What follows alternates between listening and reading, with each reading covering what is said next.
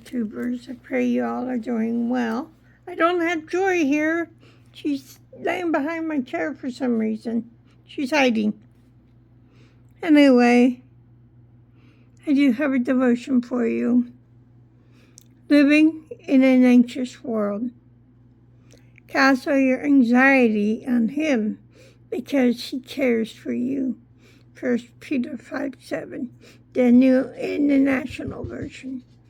We live in a world that often breeds anxiety and fear. When we come face to face with tough times, we may fall prey to disappointment, doubt, and depressions. But our Father in heaven has other plans. God promised that we may lead lives of abundance, not anxiety. In fact, His Word instructs us to be anxious for nothing. Philippians 4:6. But how can we put our fears to rest? By taking those fears to God and leaving them there. As you face the challenges of daily life, you may find yourself becoming anxious, troubled, discouraged, or fearful. If so, turn every one of your concerns over to your Heavenly Father, the same God who created the universe will comfort you if you ask Him. So ask Him and trust Him, and then watch in amazement as your anxieties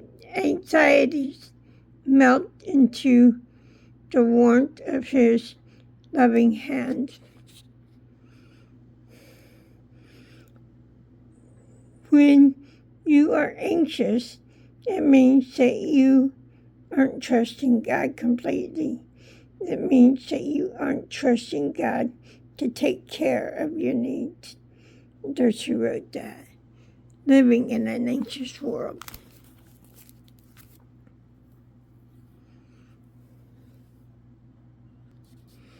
Are you living anxiously? Do you have anxieties?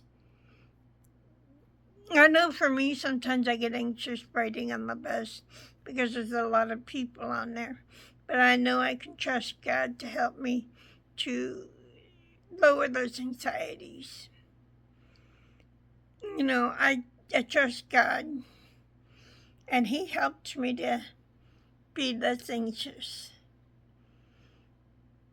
Because the Word does say, be anxious for nothing, but in everything, that your cares be known, or given supplication to God, that He cares, He cares for us, that we should not be anxious.